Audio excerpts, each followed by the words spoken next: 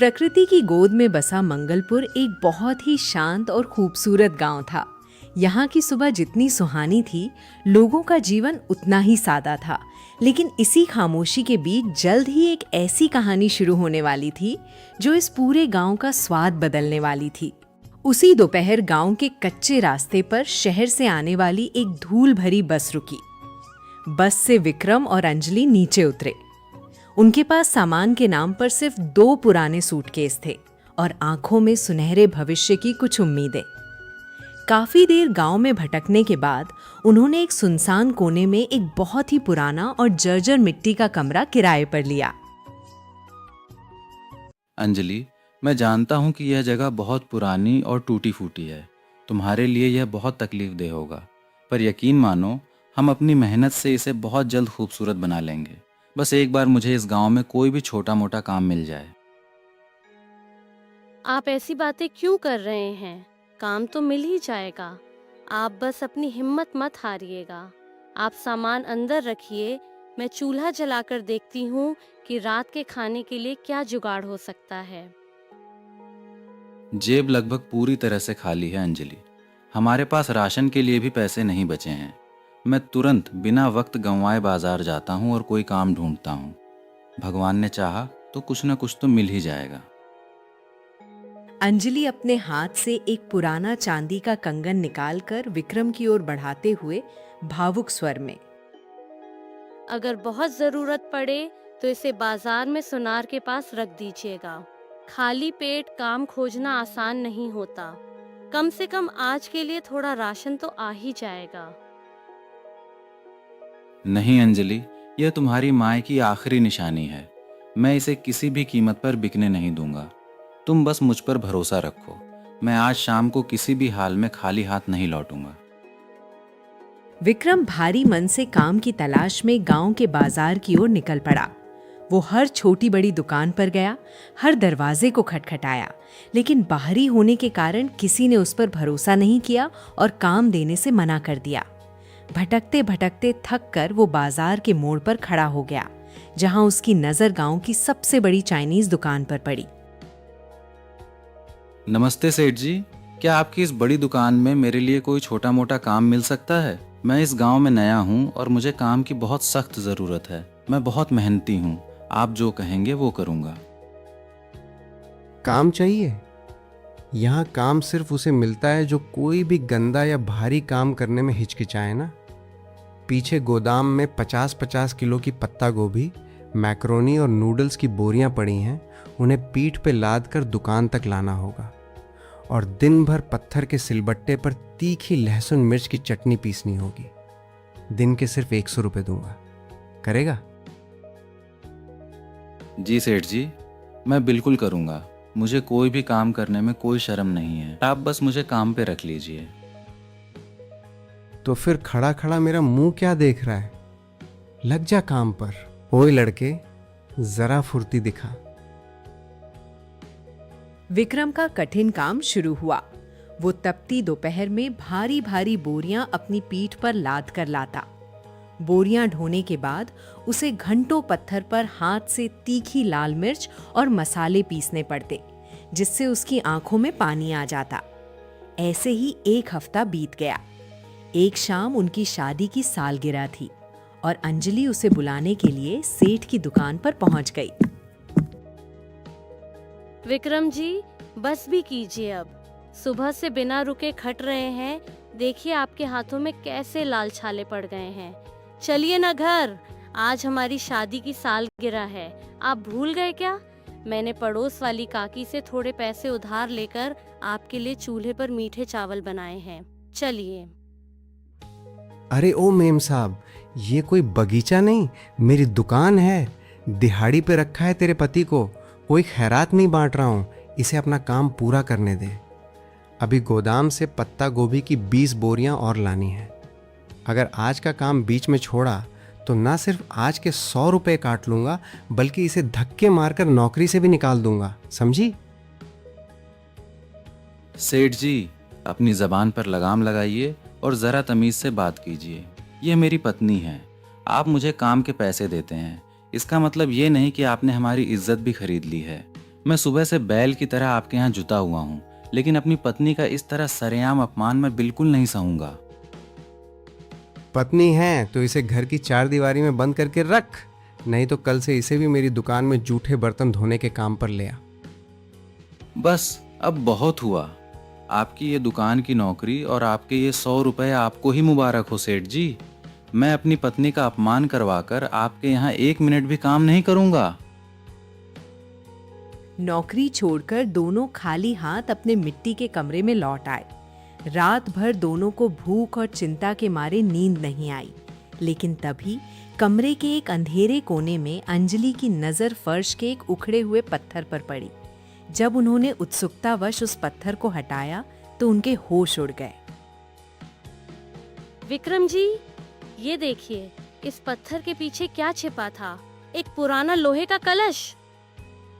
अरे, ये तो पुराने सिक्कों और 10-10 के नोटों से पूरा भरा हुआ है। लेकिन अंजलि, ये पैसा हमारा नहीं है। ये कमरा सालों से बंद पड़ा था। हम इसे अपने पास नहीं रख सकते। हमें इसे अपनी मकान मालकिन को लौटाना होगा। ईमानदारी से भरे विक्रम और अंजलि ने रात भर उस कलश में से एक सिक्का तक नहीं निकाला। अगली सुबह सवेरा होते ही वे दोनों उस भारी कलश को लेकर सीधा अपनी मकान मालकिन के घर पहुंच गए और उन्होंने ईमानदारी से पूरी सच्चाई उन्हें बता दी। मालकिन जी, यह कलश हमें कल रात आपके उस पुराने कमरे में जमीन के नीचे गड़ा हुआ मिला। इसमें बहुत सारा पैसा है। चूंकि वह कमरा आपका है और यह जमीन आपकी है, इसलिए इस धन पर भी सिर्फ आपका ही हक है। कृपया आप इसे रख लीजिए। जीते रहो बेटा। आज के इस लालची जमाने में तुम दोनों जैसी ईमानदारी कहाँ देखने को मिलती है। लेकिन सच कहूँ तो यह पैसा मेरा नहीं है। सालों पहले उस कमरे में एक पहुंचे हुए बाबा रहा करते थे। उन्होंने यहाँ से जाते समय मुझसे कहा था कि भविष्य में जो भी नेक और सच्चा इंसान इस कमरे में आकर इस धन को खोजेगा, ये कलश उसी का होगा। बेटा, तुम्हारी ईमानदारी ने साबित कर दिया है कि तुम इसके असली हकदार हो।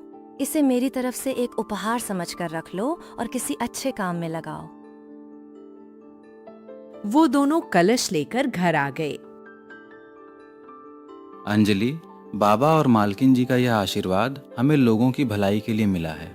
हम इस पैसे का इस्तेमाल गांव के उन मजदूरों का पेट भरने के लिए करेंगे जो रोज भूखे सोते हैं।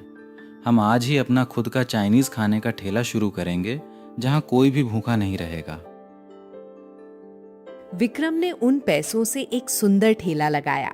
अंजलि ने अपनी दादी की गुप्त रेसिपी से बेहद स्वादिष्ट लाल चटनी तैयार की। अगले ही दिन बाजार में उनका ठेला सजकर तैयार था। टेबल पर एक तरफ बड़ी कढ़ाई में गर्मा गर्म नूडल्स उबल रहे थे, तो दूसरी तरफ मैक्रोनी और अलग अलग तरह का स्वादिष्ट मसालेदार पास्ता रखा था। ठेले के ऊपर एक बड़ा सा बोर्ड लगा था, 10 रुपए का चाइनीज खाना। आइए भाइयों, आइए, ताज़ा और लजीज चाइनीज खाना खाइए। सिर्फ 10 रुपए की प्लेट। गर्मा गर्म चाउमीन, स्वादिष्ट मैक्रोनी या फिर चटपटा पास्ता, जो भी खाइए, केवल 10 रुपए में।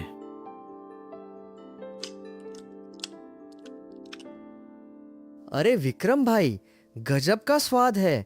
ऐसा स्वाद तो गजाधर सेठ की उस बड़ी सी दुकान में भी नहीं मिलता। तुम्हारे मसालों में तो जादू है। अरे रमेश, सच कह रहा है क्या? विक्रम भाई, जरा एक प्लेट पास्ता मुझे भी लगा दो।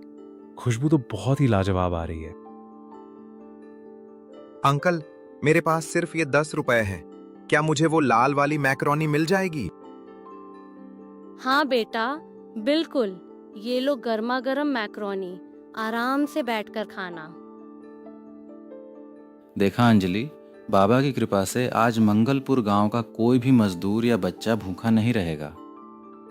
तभी बड़ी चाइनीज की दुकान वाला गजाधर सेठ वहां से गुजरता है। ये कल का आया छोकरा अपने छोटे से ठेले पर एक प्लेट चाउमीन और पास्ता 10 रुपए में कैसे बेच सकता है? मेरी इतनी बड़ी दुकान खाली पड़ी है, जरूर ये लोगों को कोई सड़ी हुई चीज खिला रहा है। मैं आज ही इसका पर्दाफाश करूंगा। विक्रम के ठेले की बढ़ती लोकप्रियता से गजाधर सेठ की पक्की दुकान पूरी तरह सूनी हो गई। जलन के मारे उसने मुखिया जी के पास जाकर शिकायत कर दी कि विक्रम अपने 10 रुपए वाले चाइनीज खाने में मिलावट वाली चीजें खिला रहा है। दोपहर के समय मुखिया जी खुद गजाधर सेठ के साथ विक्रम के ठेले पर जांच करने पहुंच गए। विक्रम, तुम्हारे खिलाफ गांव में गंभीर शिकायत आई है। तुम इतनी सस्ती चाउमीन और मैक्रोनी कैसे बेच रहे हो? क्या तुम इसमें कोई अवैध केमिकल या मिलावट करते हो? हमें तुम्हारी रसोई की तलाशी लेनी होगी। मुखिया जी, ये झूठ बोल रहा है। इसके पास कोई जादुई शक्ति है या फिर ये चोरी का सड़ा हुआ माल बेचता है। आज ही इसके इस छोटे से ठेले को सील कर दीजिए और इसे गांव से बाहर निकालिए। मुखिया जी, मैंने आज तक कभी किसी के साथ बेईमानी नहीं की है। मेरी कढ़ाई और मेरा खाना आपके सामने है। आप खुद गांव के सबसे पुराने हलवाई को बुलाकर मेरे खाने की शुद्धता की जांच करवा लीजिए। सच अपने आप सामने आ जाएगा। मुखिया जी ने गांव के सबसे पुराने और निष्पक्ष रसोइये को बुलाकर विक्रम के चाइनीज खाने की जांच करने का आदेश दिया।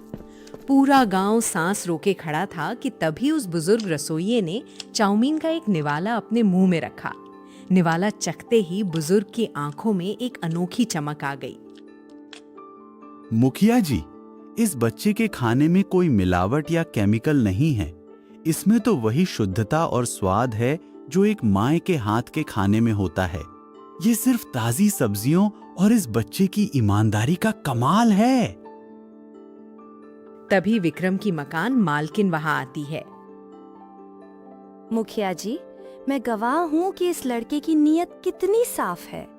इसे मेरे पुराने कमरे से एक कलश मिला था जिसे ये मुझे पूरी ईमानदारी से लौटाने आया था, लेकिन मैंने ही इसे वो धन जन सेवा के लिए रखने को कहा था। ये बिल्कुल पाक साफ है।